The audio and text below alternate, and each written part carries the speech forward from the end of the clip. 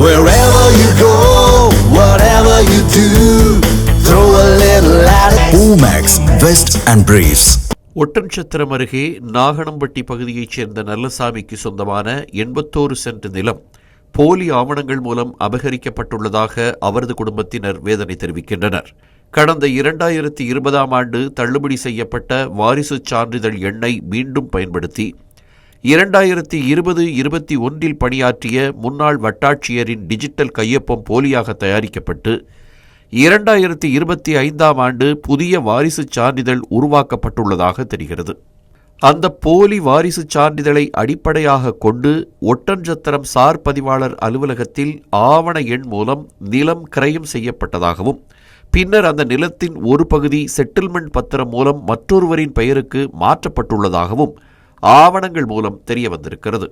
இந்த நிலத்தின் தற்போதைய சந்தை மதிப்பு 1,67,74,000 ரூபாய் என பதிவில் குறிப்பிடப்பட்டுள்ளதால் இது சாதாரண ஆவண முறைகேடு அல்ல, திட்டமிட்டு நடத்தப்பட்ட நில அபகரிப்பு என்று பாதிக்கப்பட்ட குடும்பத்தினர் குற்றம் சாட்டுகின்றனர்.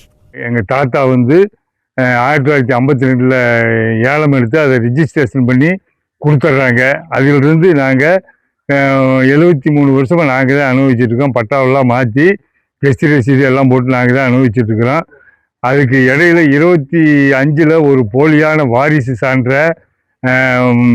2வது வார்டு கவுன்சிலர் நாட்ராயன்கிறவர் உருவாக்கி அதை வச்சு ஒரு கிரயம் பண்ணுறாங்க. ஒரு 83 சென்ட்டை கிரயம் பண்ணி அதை பென்சிங் போட்டு அடைச்சி வச்சுருக்காங்க. இந்த போலியான வாரிசு சான்றுக்கு நான் மாவட்ட ஆட்சித்தலைவர், வருவாய்த்துறை அதிகாரி எல்லாத்துக்கிட்டும் கம்ப்ளைண்ட் கொடுத்து பாட்டுங்க, யாருமே எந்த நடவடிக்கை எடுக்கலை. அப்புறம் லேண்ட் கிராப்ஸ்லையும் கொண்டு போய் நாங்கள் கம்ப்ளைண்ட் கொடுத்தோம், அங்கேயும் எந்த நடவடிக்கை எடுக்கலை. மேலும் பழனி கோவில் நில விவகாரத்தில் அண்மையில் பணி இடைநீக்கம் செய்யப்பட்ட சார் பதிவாளர் ஜஸ்டின் மணிகண்டன், பத்திர எழுத்தர் ஜெயபிரகாஷ் மற்றும் ஆவணம் தயாரித்த வழக்கறிஞர் சிவக்குமார் ஆகியோர் இணைந்து இந்த போலி ஆவணங்களை உருவாக்கியுள்ளதாகவும் அதிகாரிகளின் துணை இல்லாமல் இதுபோன்ற பதிவு நடைபெற வாய்ப்பில்லை என்றும் அந்த குடும்பத்தினர் குற்றம் சாட்டுகின்றனர். இந்த புகார் தொடர்பாக விசாரணை நடத்திய ஒட்டன்சத்திரம் வட்டாட்சியர் சம்பந்தப்பட்ட வாரிசுச் சான்றிதழ் போலியானது என்பதை உறுதி செய்து காவல்துறை மற்றும் மாவட்ட பதிவாளருக்கு நடவடிக்கை எடுக்க அதிகாரப்பூர்வமாக கடிதம் அனுப்பி இருப்பதும் குறிப்பிடத்தக்கது. இந்த பழனி மேட்ரு போயிட்டு இருக்கு, வைரலா போயிட்டு இருக்கு. அதுல 100 கோடி சொத்தை பதிவு பண்ண சார் பதிவாளர் ஜஸ்டின் மணிகண்டன் அவர் தான் எங்களோட சொத்தையும் பதிவு பண்ணி கொடுத்துருக்காரு.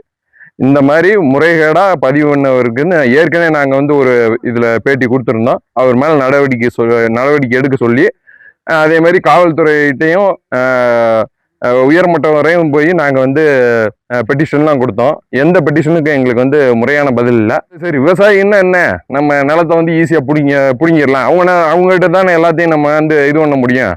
இவங்ககிட்ட இருந்தாலும் எங்கேருந்து சோர்ஸ் வருது, இவங்ககிட்ட இவ்வளோ பணம் எங்கேருந்து அவங்க சம்பாரிச்சாங்க, இதை சிபிசிஐடி முறையாக விசாரித்து அவங்களுக்கு தக்க நடவடிக்கை எடுக்கணும். போலி வாரிசுச் சான்றிதழ், போலி டிஜிட்டல் கையொப்பம், கோடிக்கணக்கான ரூபாய் மதிப்புள்ள நிலப்பதிவு என அடுத்தடுத்து வெளியாகும் குற்றச்சாட்டுகள் ஆவணப்பதிவுத்துறையின் நம்பகத்தன்மையை கேள்விக்குறியாக்கியுள்ளன.